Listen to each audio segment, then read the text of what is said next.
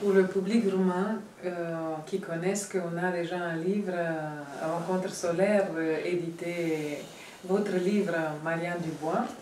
Il y a d'autres livres que vous avez en France, mais en Roumanie, c'est juste ce premier livre qui est traduit. Et le public vous connaît déjà. Si vous pouvez dire, je ne sais pas, quelques mots, quelque chose pour les personnes... Pour préparer le public à un nouveau livre. C'est ça que vous voulez dire? Ça possiblement, mais aussi pour les gens qui ont lu les Rencontres solaires ou qui sont curieux, qui ont lu des passages, parce que nous, dans la revue Solis, ils sont met chaque fois des passages. Oui. Qui vous êtes finalement? Les gens... moi, je suis venue pour vous connaître personnellement, mais les gens s'imaginent quand même, vous avez une histoire extraordinaire. Oui, c'est une histoire qui s'est passée il y a très très longtemps. Maintenant, ça fait 25 ans. Oui, même plus. Même plus, même plus. Donc, depuis lors, forcément, les choses ont changé. Elles ont évolué, elles se sont peut-être affinées et elles ont été intégrées aussi. Donc, c'est très très différent maintenant de ce que c'était au début, où c'était une expérience tout à fait étrange. On se sentait un petit peu très différent, quelque chose qui arrive et qui n'est pas du tout habituel. Donc il y a un certain effarement qui s'installe. Après, on est habitué et puis ça semble tout naturel. Et maintenant, est-ce que vous avez encore des épisodes que vous parlez dans le livre, que vous communiquez avec Jésus, avec cette présence? C'est tout à fait simple maintenant. C'est-à-dire que lorsque je vois quelqu'un qui est dans la difficulté, ce n'est pas le cas chaque fois, mais quand c'est nécessaire, la présence christique est immédiate. Elle s'impose quand la personne en a besoin. C'est même comme si ça ne passait plus spécialement par moi, mais dès qu'une personne a besoin de cela, de cette énergie particulière, l'énergie christique, il suffit qu'on le ressente, évidemment comment je le ressente aussi, pour qu'elle se présente, pour qu'elle soit là. Et bien souvent, c'est une expérience d'amour merveilleux. Dans quelque manière, vous sentez que vous faites la liaison entre le ciel et la terre, alors? Un lien entre la terre et le ciel, oui, oui, oui. Mais ça, c'est quelque chose que je ressens assez constamment. Oui. Il suffit d'y penser. Ouais. C'est la pensée qui ramène à l'essentiel. Ouais. Et la sensation corporelle des choses. C'est-à-dire que pour moi, l'énergie christique, je la sens dans le corps. Donc c'est comme une circulation d'énergie. Et c'est quelque chose qui vous rattache à la terre, mais aussi au ciel. Comme ça, on est complet. Voilà, c'est un retour à l'unité, on peut dire ça. Oui.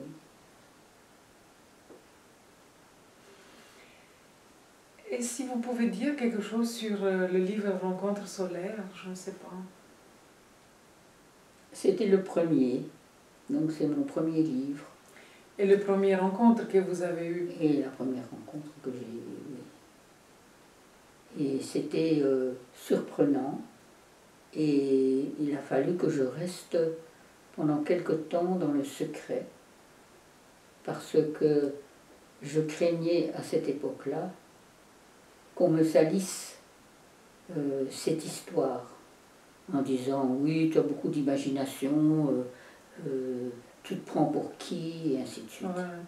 Donc je n'en ai pas parlé pendant longtemps, jusqu'au moment où c'est devenu vraiment un livre. Un livre, oui. Et pour vous, une expérience réelle et incarnée? Oui, parce que je l'ai aussi vécu en l'écrivant. Ouais. Oui.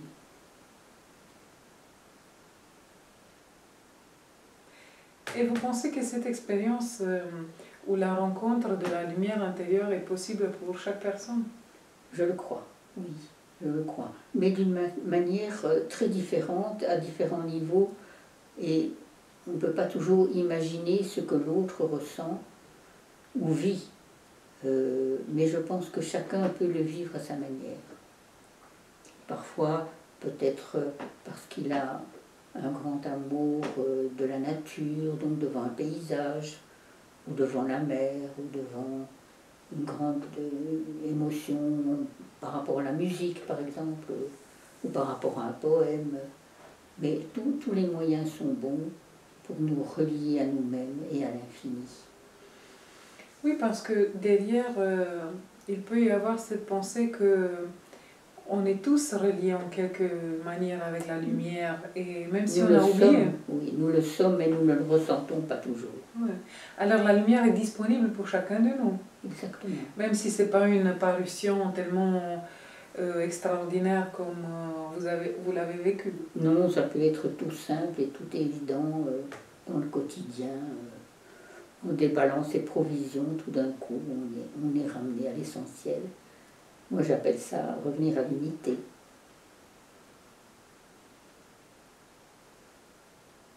Parfois, la plus petite chose quotidienne peut nous amener à l'unité. Donc, c'est une question quand même beaucoup d'attention. Être présent à soi-même, être attentif à ce qui se passe autour de soi et en soi, nous ramène souvent à l'essentiel. Et aussi, lorsque l'on cherche un sens à ce qui nous arrive, parfois on a des difficultés, on a des problèmes, on a des maladies, on a des chagrins, mais on peut toujours trouver, en tout cas on peut toujours chercher le sens de ce qui nous arrive, et cela nous aide beaucoup à le vivre.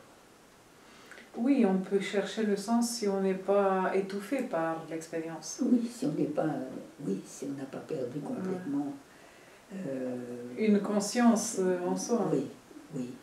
Si on a gardé un petit peu de distance avec ce qui nous arrive, qu'on n'est pas complètement immergé dans notre douleur. Ouais. Ou même dans notre joie, ça peut être dans les deux sens. Ouais. Et aussitôt qu'on a un peu de distance, on peut l'exprimer, on peut l'écrire, on peut le transmettre. Et souvent, c'est la transmission qui est nécessaire, sinon ça n'a pas de sens. Si on ne le transmet pas, si on est dans une très grande joie et qu'on ne peut pas la transmettre, ouais, c'est dommage. C'est une petite joie alors, c'est juste pour nous. Et les petites joies, c'est pareil. Et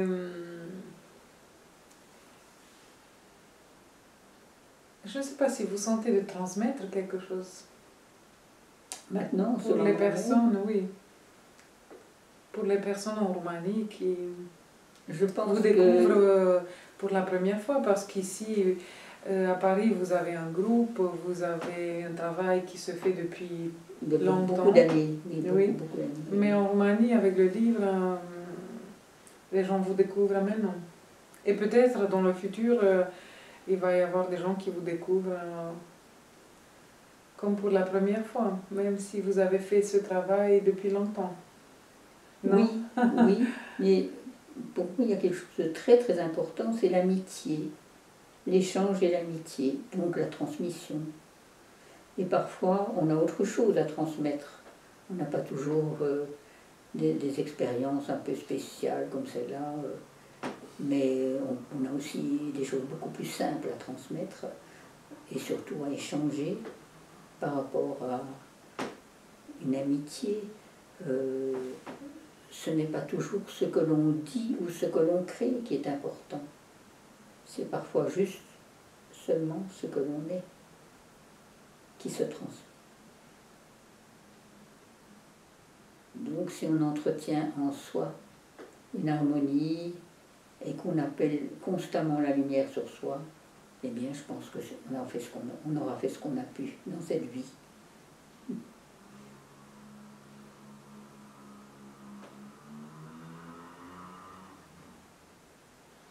Ça me fait penser, appeler la lumière en soi, c'est comme on fait cette lumière disponible et plus présente sur cette terre. On se rend disponible. C'est exactement ça, oui. On se rend disponible. Parce qu'on est tellement imprégné par toutes les activités, tous les il faut ceci, il faut cela, il faut aller ici, il faut aller là. Ah, je n'ai pas encore fait ça. Et ça nous empêche de vivre. Vivre ce qui est essentiel. De temps en temps, on a à se poser et à se dire maintenant, qu'est-ce qui est important? Et entrer vraiment dans ce qui pour soi est important. C'est pas la même chose pour chacun. Oui, mais ça demande quand même la conscience de soi. Oui, la conscience de soi, c'est l'essentiel. Oui. Sans qu'on soit influencé. On l'est toujours, plus ou moins. Mais si on est influencé, l'important est de le voir. Si je suis comme ça, je suis influencé par ceci ou par cela. Qu'est-ce qui vient vraiment de moi et pas des autres? Et lorsqu'on retrouve le filon, la source en soi-même, alors c'est juste. C'est juste pour soi. On n'est pas pareil à qui que ce soit, chaque individu est unique. Et donc, retrouver cela en soi, cette unicité, vous permet de vous relier au tout. Ben, c'est comme ça que je sens les choses. Hein. Chacun les sent comme il peut ou comme il veut. Oui, c'est comme notre propre note. Je ne dirai jamais il faut ceci ou il faut cela. Simplement suivre ce que l'on a en soi-même de plus profond et de plus vrai et de plus juste. C'est le seul chemin que je pourrais conseiller. Ouais. Mais des fois, en vous écoutant et en pensant à ce qu'on j'entends des gens autour qui n'ont pas rentré dans cette expérience de soi, je me dis que c'est comme un grand décalage. Il y a des gens qui disent de quoi vous parlez, Qui disent comment? De quoi on parle. De quoi on Ils ne parle? comprennent même pas de quoi on parle. Oui, mais ça c'est toujours comme ça. Ouais. Quand j'ai écrit mon premier livre, je l'ai fait lire à mon frère.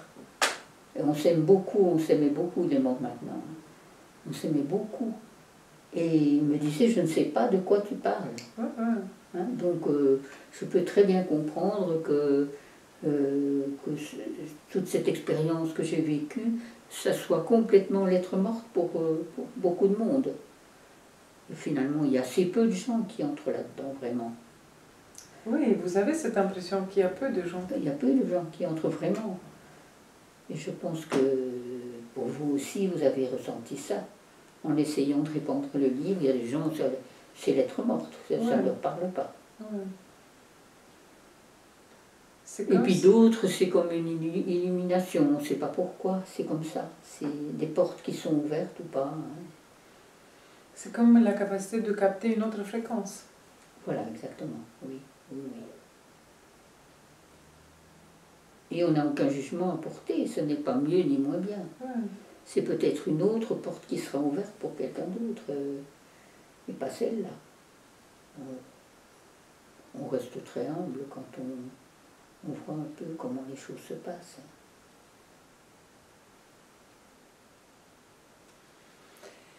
Est-ce que vous avez quelques désirs, quelque chose à exprimer? Des désirs? Oui, si vous avez un désir pour les hommes, je ne sais pas. Oui. Qu'ils puissent connaître la vérité de la joie en eux-mêmes. Qu'ils puissent reconnaître que rien d'extérieur ne peut les atteindre s'ils ont rencontré cette joie en eux-mêmes. Ça, c'est peut-être ce que j'aimerais. Ce serait mon désir pour chacun, Parce qu'à partir du moment où l'on rencontre cette joie en soi, on peut la répandre. Elle est disponible. On n'a même plus besoin d'y penser, ça se fait tout seul. Mais dans votre expérience, cette joie, elle a été testée beaucoup de fois jusqu'elle devient une réalité concrète. Oui, elle devient constante et concrète, oui. Mais jusqu'elle devient, elle va être testée plusieurs fois jusqu'on la retrouve dans des expériences difficiles, non? Oui, même dans les expériences difficiles, on peut la retrouver, oui. Oui. C'est un chemin dans lequel Oui, on sent qu'on avance. Oui, mais c'est aussi quelque chose de très important, c'est la mémoire. C'est-à-dire qu'on n'a pas à oublier cette joie. Si on est pris dans des difficultés et qu'on l'oublie, eh ben, elle nous oublie aussi. Donc, ne pas l'oublier. Ouais. C'est vraiment une question de mémoire, là. Et chaque expérience vient fortifier peut-être cette réalité de la joie en soi. Oui, c'est chaque fois une sorte de défi aussi. Est-ce que ma joie est assez solide à travers ceci ou cela? Hein? Ouais. Voilà. Ça devient plus forte. Oui, ça devient plus fort avec les intempéries, je dirais, Oui. oui, de L'expérience. la vie. Oui.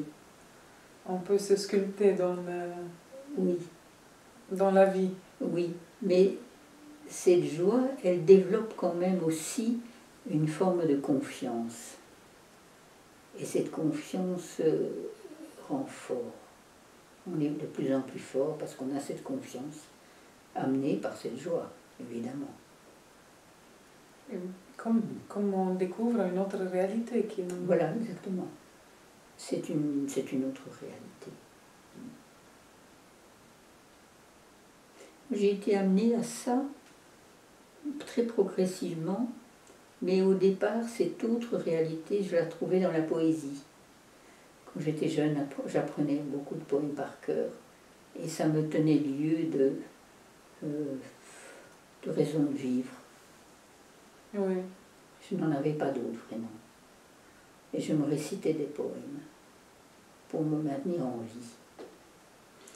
Oui, il y a beaucoup de personnes qui ne voient pas Oui, pourquoi elles vivent. oui, exactement, oui. Et spécialement aujourd'hui, dans les temps où tout semble s'écrouler et on vit des temps assez accélérés. Oui. Alors, quelle est leur raison pour cette bataille? Il y a une sorte de vitesse de toute chose qui nous empêche de réaliser ce qu'on est vraiment. Hein. Ça nous sort de nous-mêmes. Mais ce n'est pas le cas de tout le monde, heureusement. Il y a beaucoup de gens qui se posent des questions. La preuve, c'est tous les groupes que l'on fait, autant vous que moi. Oui, mais ça reste une minorité de toute façon. Oui, mais peut-être qu'on peut l'accepter. Oui.